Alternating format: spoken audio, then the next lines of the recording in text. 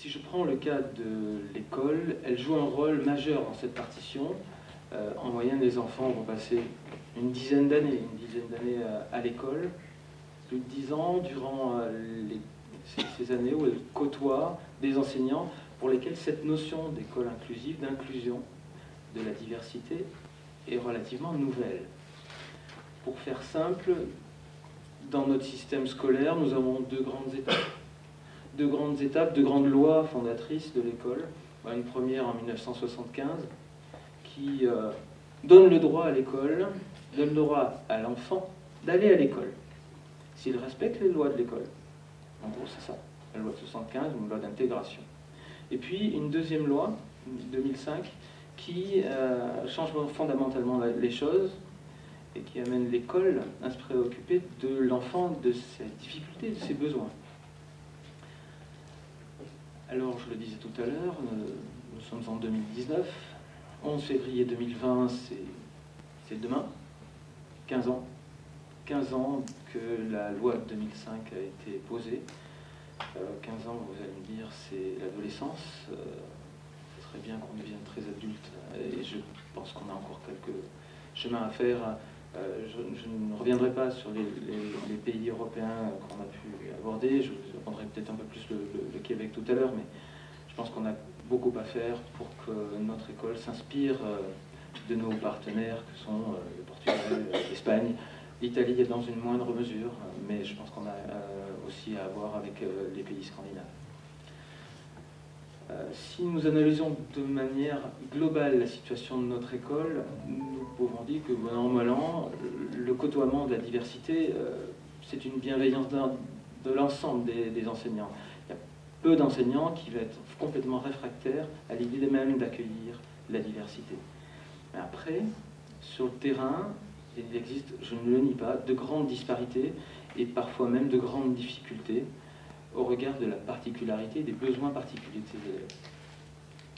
Alors, je parle bien, et je m'en excuse, mais je parle bien de l'enfant élève, c'est-à-dire l'enfant sortant de son milieu familial et entrant dans un système, ne le connaissant pas d'ailleurs de prime abord, avec les particularités de chacun. Si nous nous plaçons dans le cadre d'un développement de l'école inclusive, tout l'enjeu des professionnels de l'éducation réside dans la recherche d'informations, non pas sur les éventuelles pathologies. Pour un enseignant, savoir telle ou telle pathologie, ce n'est pas forcément important, mais d'autres s'en chargent d'ailleurs bien mieux que nous. Mais ce que l'on a besoin de connaître, ce sont les difficultés, surtout les besoins dont il fait preuve. Et là, on a besoin du regard des personnes qui ne sont pas dans l'éducation. Nous avons deux sources d'information globalement.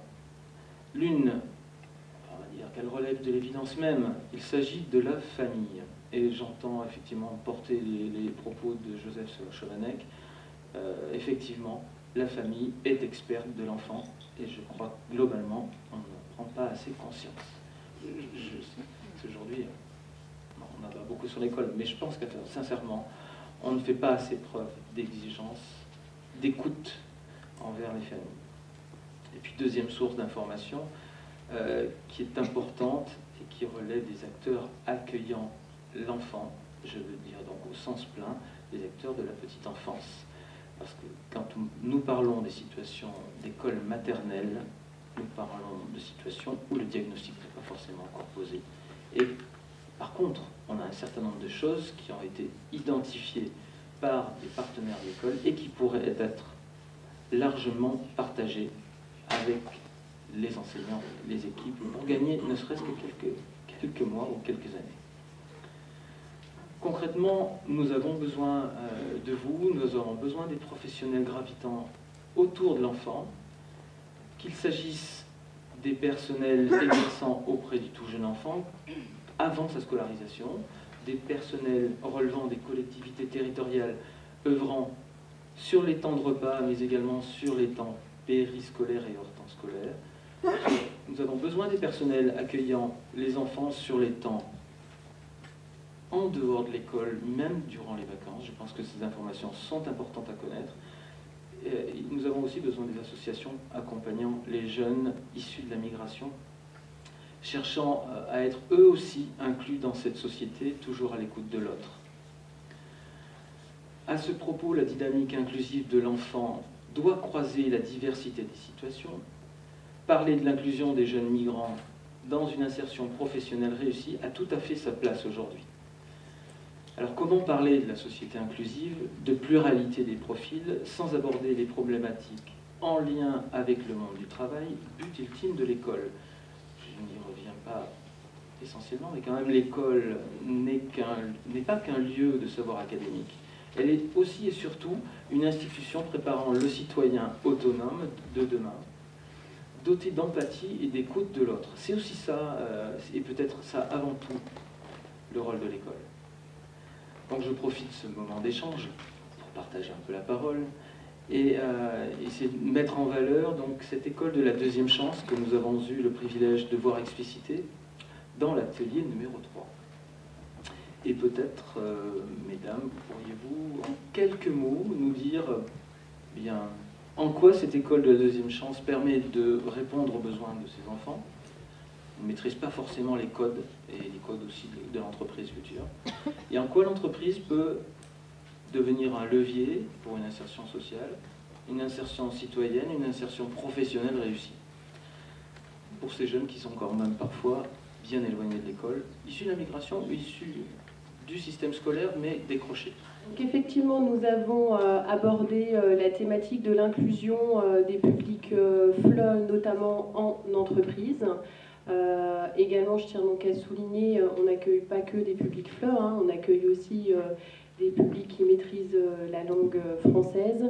Donc pour répondre à votre question, l'inclusion au sein de l'école de la deuxième chance prend tout son sens. D'une part du point de vue de la pédagogie, parce que, vous l'avez dit tout à l'heure, vous avez parlé de la diversité, donc nous, on est pleinement un exemple de la diversité, tant donc, au niveau de nos pratiques pédagogiques, qu'au niveau de la diversité du public qu'on peut accueillir, mais également de la diversité des partenariats donc, auxquels on fait m'appel.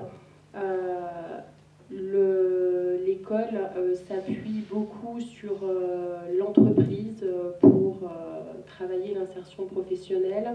Ce qu'on a beaucoup souligné lors de cet atelier, et je pense que c'est important, c'est que le monde de l'entreprise s'ouvre de plus en plus à ces publics, publics au sens large, donc public FLE, mais également publics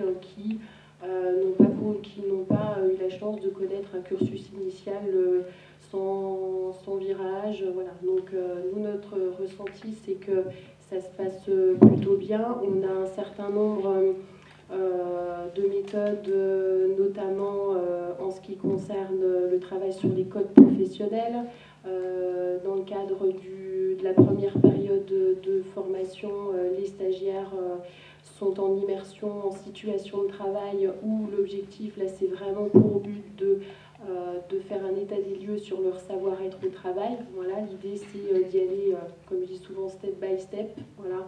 La priorité à l'heure d'aujourd'hui, c'est les codes.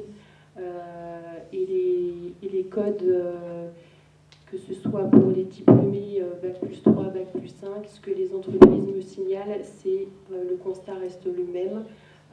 Les codes professionnels pour nos jeunes qui n'ont pas beaucoup de qualifications, eh bien, c'est très souvent rencontré pour des jeunes qui sont niveau master, donc ça pose question. Voilà. Un petit focus quand même sur le public FLE, parce que c'était quand même nous notre objectif. Je pense que l'ensemble des participants ont eu un regard assez curieux sur nos pratiques. Je pense que l'ensemble des participants vont partir ce soir un petit peu plus, on va dire, un petit peu plus carré sur nos méthodes et nos pratiques, et également se dire que c'est et peut-être faire évoluer les représentations sur ce public. Voilà. Et en tout cas, moi, de mon volet entreprise au sein de cette école, ça fait depuis 2014 qu'on travaille avec ce public. On a de très bons résultats.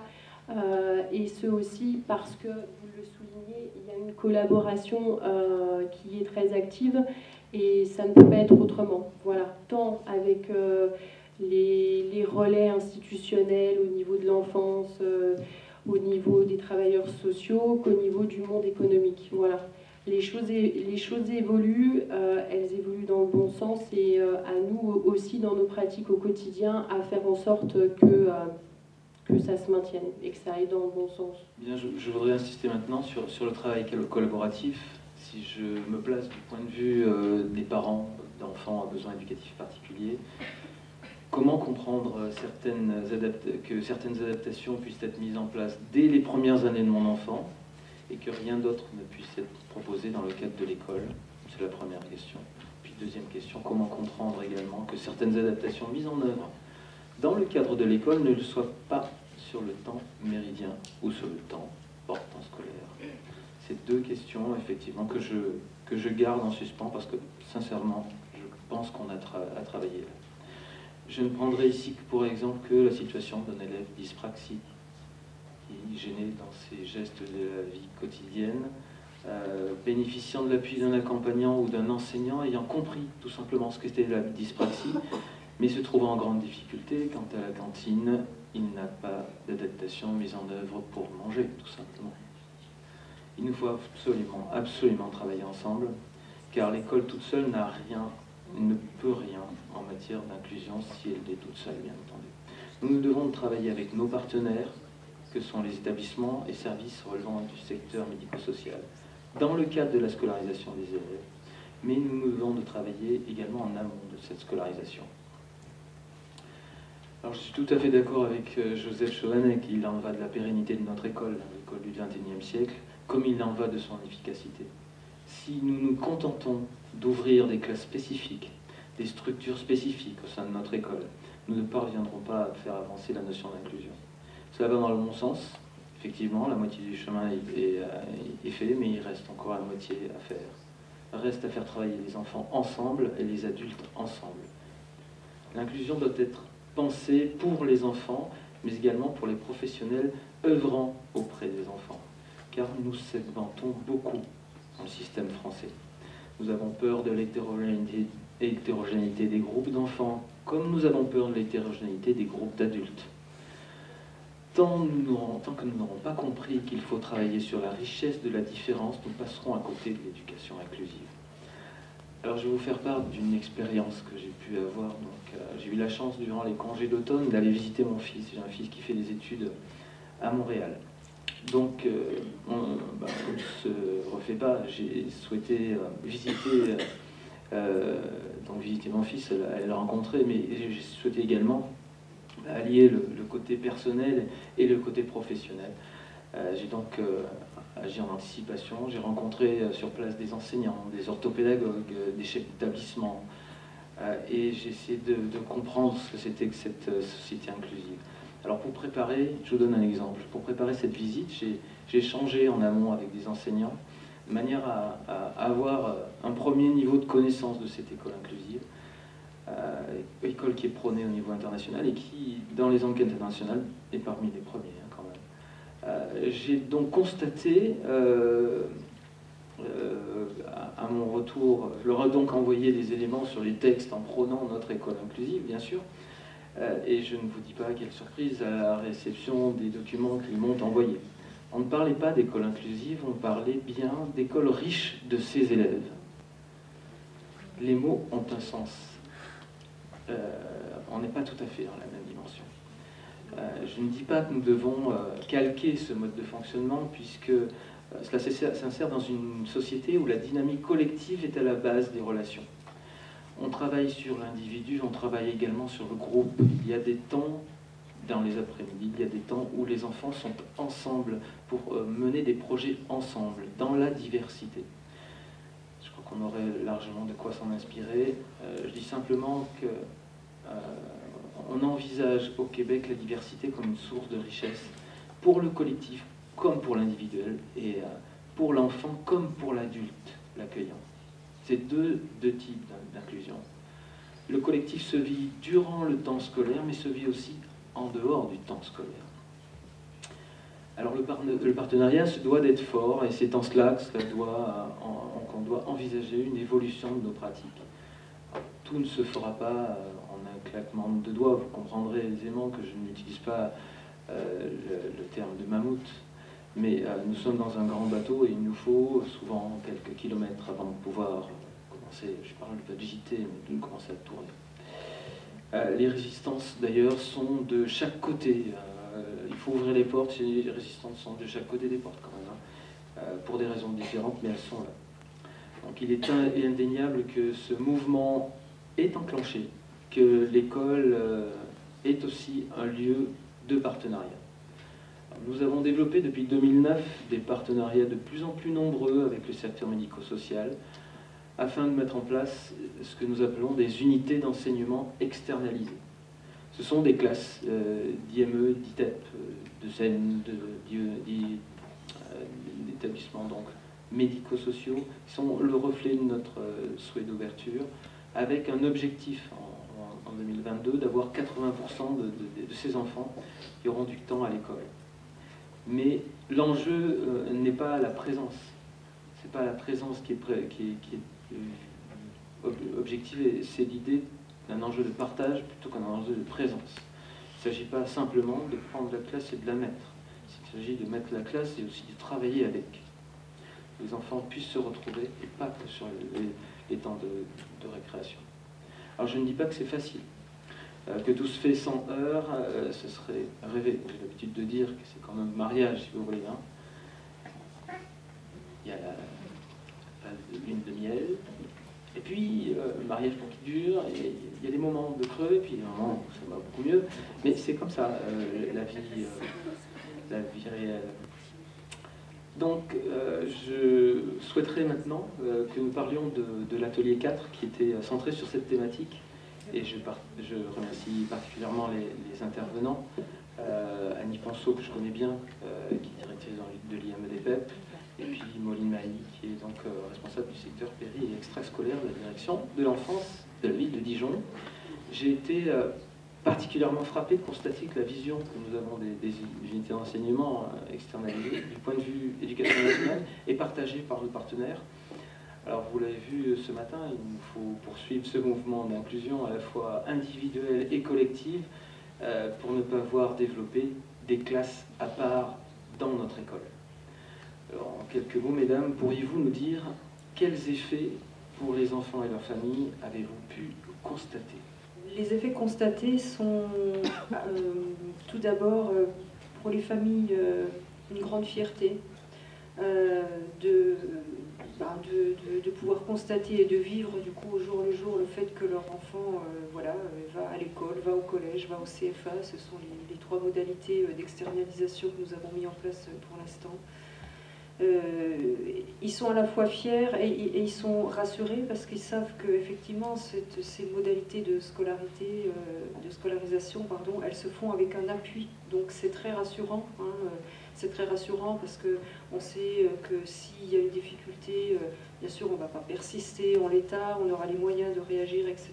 Mais voilà, pour certains enfants, notamment pour les plus grands, qui ont eu un vécu scolaire quelquefois un peu compliqué avant d'intégrer l'unité d'enseignement de l'IME par exemple, c'est pas toujours simple de se dire on va retourner dans le milieu ordinaire. Et souvent c'est la première question des parents, vous croyez vous allez les remettre à l'école ou au collège, voilà.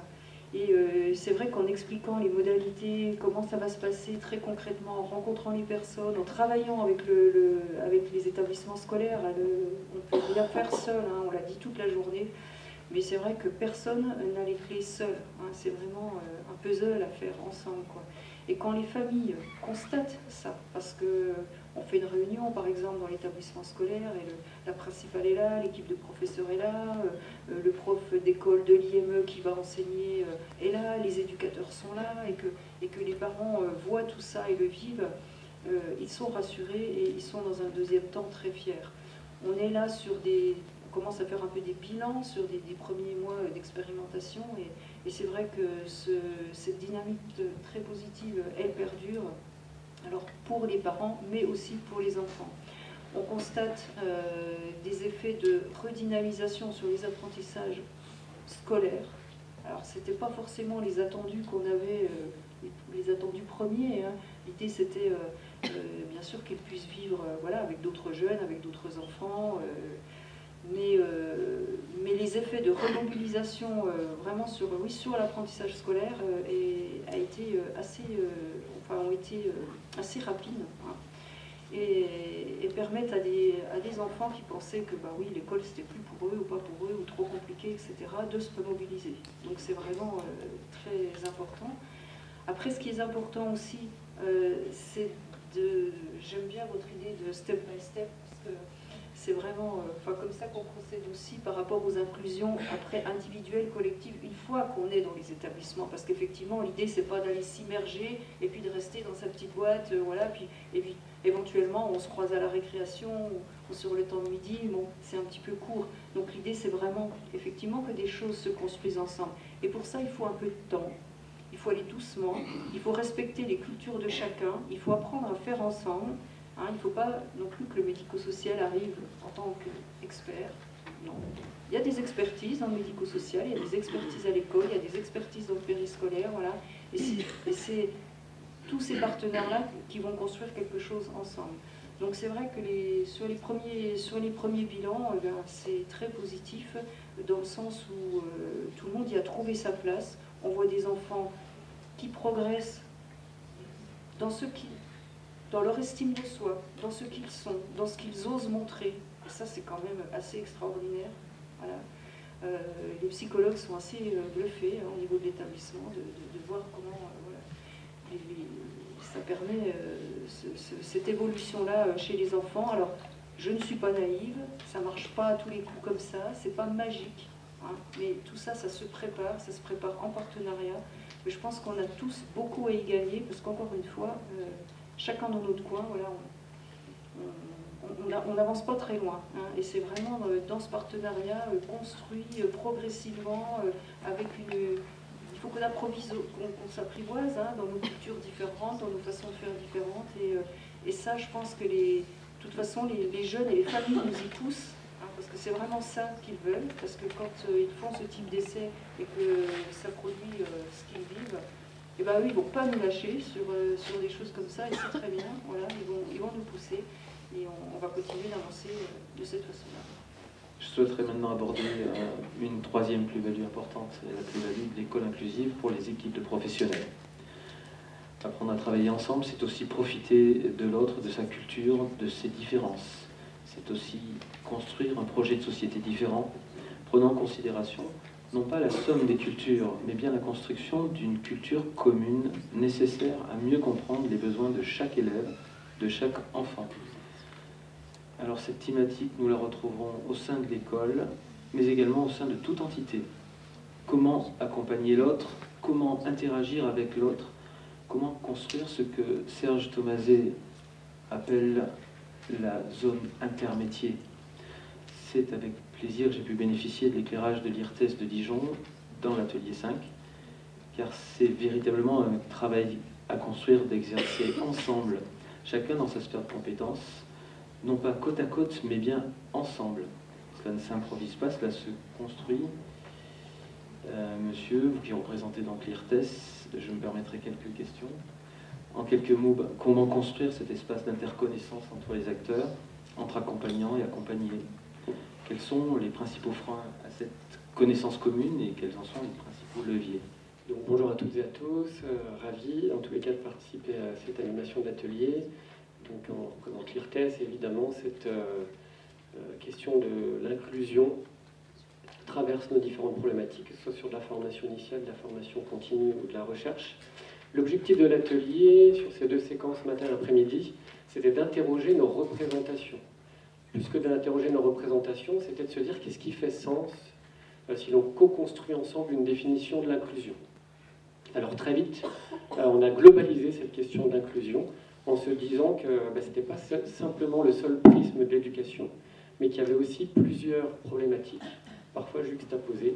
Et donc c'est très rapidement posé la question de la précarité, de l'accès aux droits, du handicap, de l'interculturalité, de l'isolement, de la santé mentale.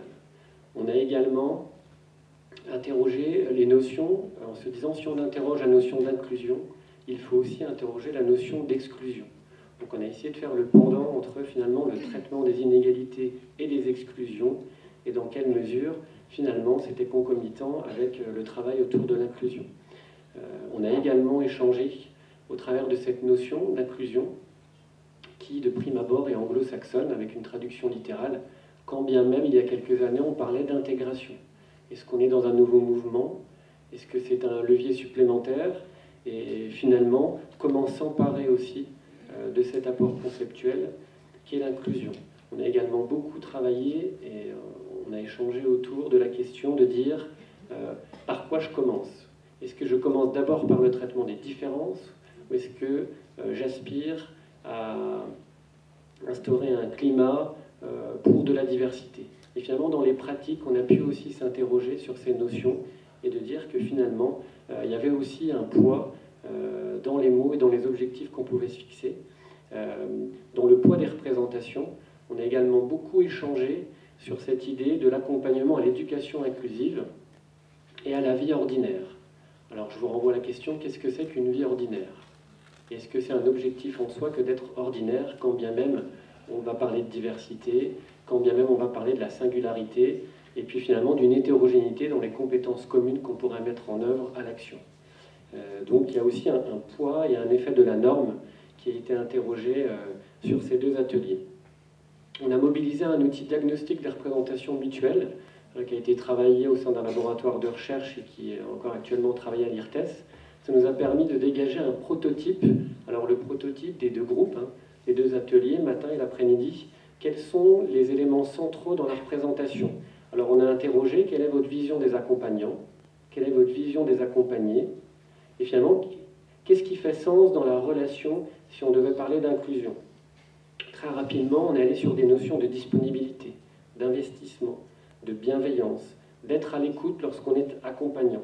C'est des termes qu'on va retrouver également, la bienveillance, chez les accompagnés. Ce qui fait que si on travaille autour des représentations mutuelles, c'est aussi finalement un échange, une relation, et que ce n'est pas unilatéral et que c'est aussi bilatéral, alors que parfois, la tendance, et c'est peut-être parfois automatique, il y a l'accompagnant et l'accompagné, il peut s'instaurer parfois une relation de, alors les mots sont peut-être un petit peu forts, mais dominant-dominé, celui qui a le pouvoir et celui qui donnera le pouvoir à l'autre.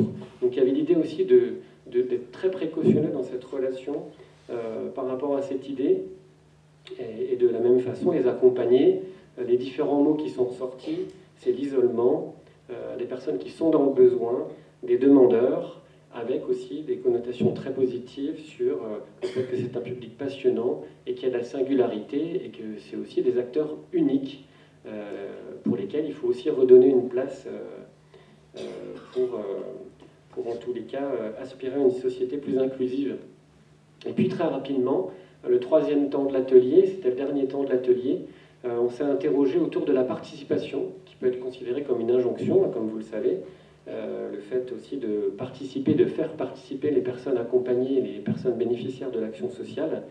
Et donc on s'est interrogé, on a essayé de construire finalement les différents leviers qui pourraient permettre la participation des personnes, puisque une des définitions c'était de se dire si on aspire à une société inclusive, c'est d'abord une société participative, et c'est en tous les cas ce qui a fait sens commun sur ces différents temps et ces deux ateliers. Alors il y a 5-6 leviers qui ont été évoqués par les deux groupes, donc j'en fais la synthèse des deux. On a beaucoup parlé autour de l'accès à l'information. Pour rendre une société inclusive, c'est aussi rendre plus visibles les différents leviers et les différentes informations. C'est aussi considérer que chacun peut avoir un espace de liberté et avoir un espace d'expression dans lequel pouvoir s'exprimer.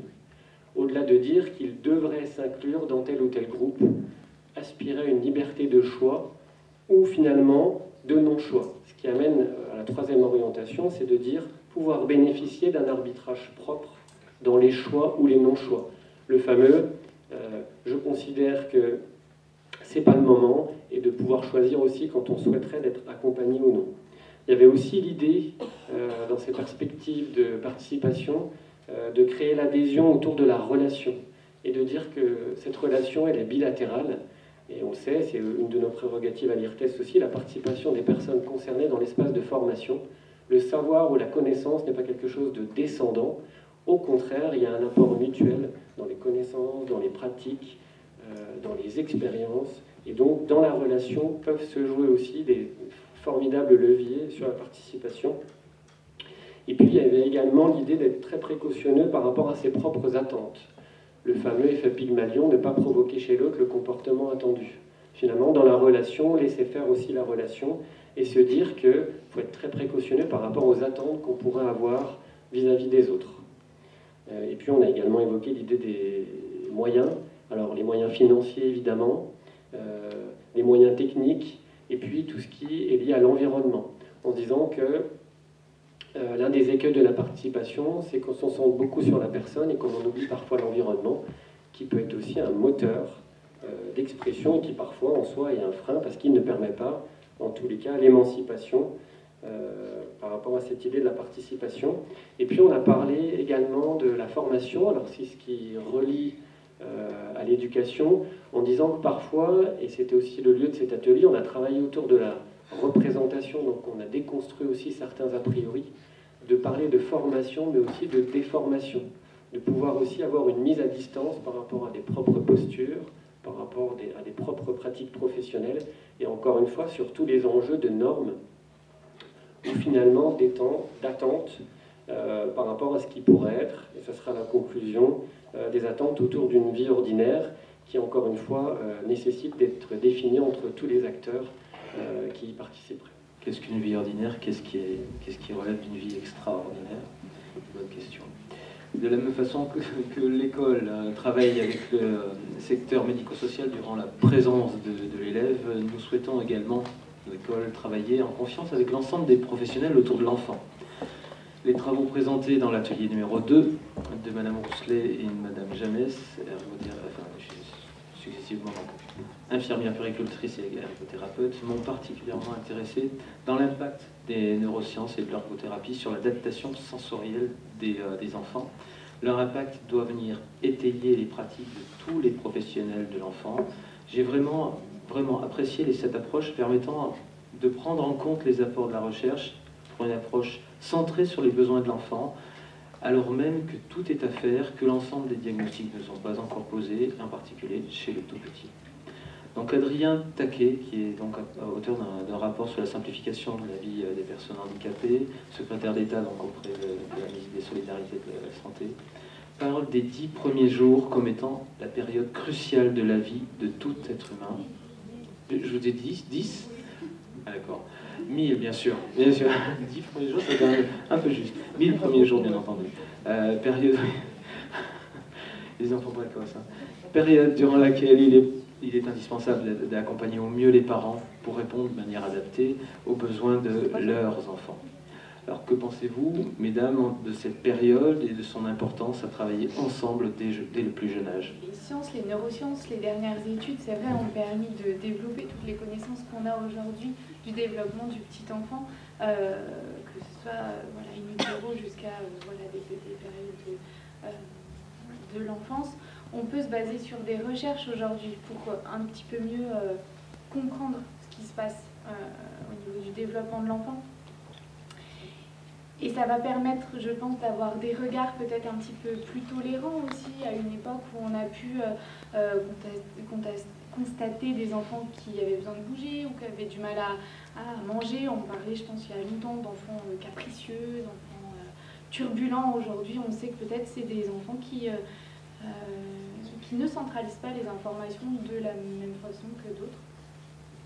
Et du coup, c'est d'avoir peut-être une vision holistique de l'enfant et de se dire, bon, bah, peut-être que lui, avec ses particularités et avec ce qu'on va lui proposer, il faut réfléchir à l'accompagnement qu'on met en place autour de l'enfant, que ce soit par l'environnement, par les professionnels qui sont autour, et puis de garder les informations qui viennent de la famille. En effet, le début de la vie de l'enfant, pour revenir sur les 1000 jours, c'est vraiment de se dire qu'on sait que l'enfant, au niveau de sa plasticité cérébrale, est capable au début de sa vie de mettre en place des apprentissages et des connexions qui vont se multiplier dans les premières années de vie. Donc l'intervention précoce l'agir tôt, il est indispensable. On n'a pas toujours la capacité en effet de poser des diagnostics très rapidement, mais déjà avec nos yeux, enfin nos yeux, un petit peu de professionnels, mais bon, les parents voient énormément de choses aussi, mais je pense que tous ensemble, il faut vraiment communiquer, partager, et puis se dire, bon bah voilà, là on a vu plein de choses et il faut l'emmener vers ça, il faut peut-être essayer ça, on peut proposer ça, et puis tous ensemble d'amener l'enfant à se dépasser et à aller vers toutes les compétences qu'il va être capable de mettre en place, parce qu'il a été stimulé, parce qu'il a été accompagné, puisqu'il a été motivé en voyant d'autres enfants, en voyant voilà, les camarades, les frères et sœurs dans son quotidien, et puis dans tous les aspects qu'on peut lui proposer petit, c'est-à-dire les accueils, la famille, l'école pour ceux qui sont, et puis les professionnels de santé aussi autour. Je vais me tourner maintenant vers Madame Kramer, j'espère ne pas trop. Kramer. Alors, jardinière d'enfants spécialisés. J'ai eu le privilège, Madame, d'assister à quelques instants à vos travaux dans l'atelier 1. Je vous avoue que je ne connaissais pas la terminologie de jardinière d'enfants et vous l'avez fort bien expliqué à travers votre atelier. Au travers du toucher, l'importance de la main, de la manipulation, du matériel spécifique, vous nous avez amené à prendre conscience de l'autre, à prendre conscience de la différence.